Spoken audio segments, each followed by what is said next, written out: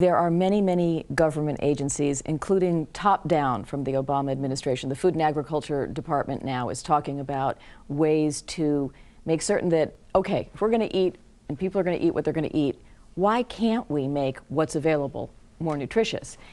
Having said that, I'm going to be honest with you about this little story where I have teenagers, and I was talking to them about this height-weight thing, and the BMI, and I said, and so the idea is that, you know, the kids will get a note and send, and I'm just being totally candid here, my son turned to me and he said, "A fat note?" And I looked at him and I thought, and he said, everybody knows who's overweight, and there are already all kinds of stigmas in our culture about this, even though we're so obsessed about physical appearance and eating, and yet here we've got this issue. So how do you avoid further stigmatizing a group of children with this kind of thing? Right, and the pledge, you know, by passing this regulation is that this will be done confidentially. So the school nurse will send a note to the parents without necessarily telling everybody else. Yeah, oh my goodness. And as you said, if other kids already know who is heavier than others,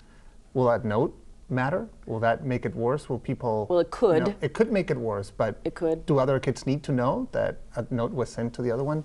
So this is why we're telling everybody this will be done carefully and confidentially. So parents will get the note, will know where their kids are at, and we know that parents want to know what's going on with their kids. And they will get some extra information if they want it. And I did want to talk about I would say maybe educational piece of the whole initiative, which is this website that we created at the Department of Health that has tons of resources for families, for individuals to make changes at home, at school, in their communities, at work, not only with nutrition, but also with physical exercise, physical activity. I mean, one of my questions about this is, we have a multi-billion-dollar diet industry. I mean, every other commercial is about how to lose weight. Every article, certainly in women's magazines, and probably a lot of men's magazines now, you know, we have these iconic anorexic models. So clearly we're fixated on this, and yet, what's it done? So if the billion-dollar diet industry couldn't help, not that I think it's designed to help, what's to say, do you think, Kim, that the efforts that government would make, in addition to what it's already been doing, would have any greater effect? I think that the difference is, you know, dieting is strictly based on appearance and reducing the amount of food that you're intaking. Diet is not necessarily about health and wellness.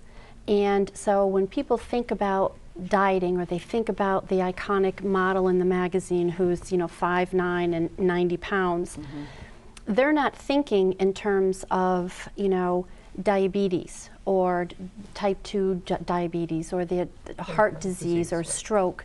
They're thinking just in terms of aesthetically how that person looks, and that's what the diet industry, if you will, feeds into. Eat this granola bar and you too can look like Kate Moss. Well, I've tried it and it's not helping. So I'm not gonna, you look pretty good to me, but you know, what can I say? But you know, it is, and I have young daughters as well. I have an 8-year-old and a 9-year-old, and it's so important to help them to understand that by eating this way, we're eating these fruits, we're eating these vegetables so that our heart is strong. Because if our heart is strong, then our blood makes its way to all the places in the body that it needs to. We can focus more on our homework. We can walk faster and play soccer well. Absolutely.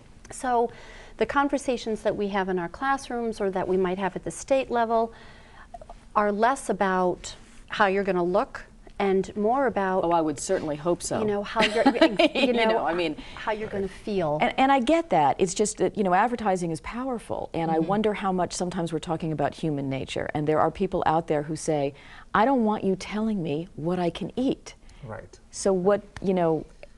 So here's the big thing. Yeah. What is the big thing? The big thing is that we're not telling people what they can or cannot or should not eat. Perhaps we are telling them what is healthy, what healthy foods they should probably think about eating, and how they can, what changes can they make to have a better diet, to feel better, not just to look better, really, because as you said, that's not the main point, is how to avoid developing some diseases, some chronic diseases. So we're not telling people what they have to eat, what they should buy. It's just giving them the information, the tools they need to make better choices. And the other portion that people have talked a lot about, and I'm thinking that you are going to ask about, is the menu labeling and the caloric content. Yeah. That's another portion of the legislative piece. Yeah, when is that going to start? It has to pass first, and it's proposed to start in September. Yeah.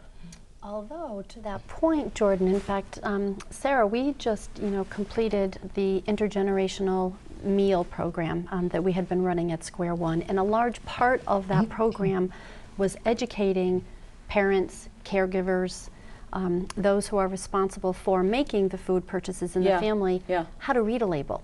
Well, we're incredibly ignorant about what we put in our mouths. I mean, I remember people talking about sodium, and then I started paying attention to it, and I looked at the numbers, and I'm like, at first I thought, oh my gosh, everything has hundreds and hundreds. Well, it's a little alarming, but and it was well into my life when I started to pay attention to this. And I worked in health food stores when I was a kid. So, I wonder sometimes, it seems like it has to be multi-pronged. But you're right, people do, I think, want to know. It's not that people don't want to know. So is this proposal to put as they did in New York City, on all restaurants? Or? No, it's not. Okay. Right. It's chain restaurants. Yeah. And you consider a chain restaurant a restaurant that has 15 houses or more in the whole country. What do you mean 15? Oh, you mean 15 like places? 15 places. Okay, got it.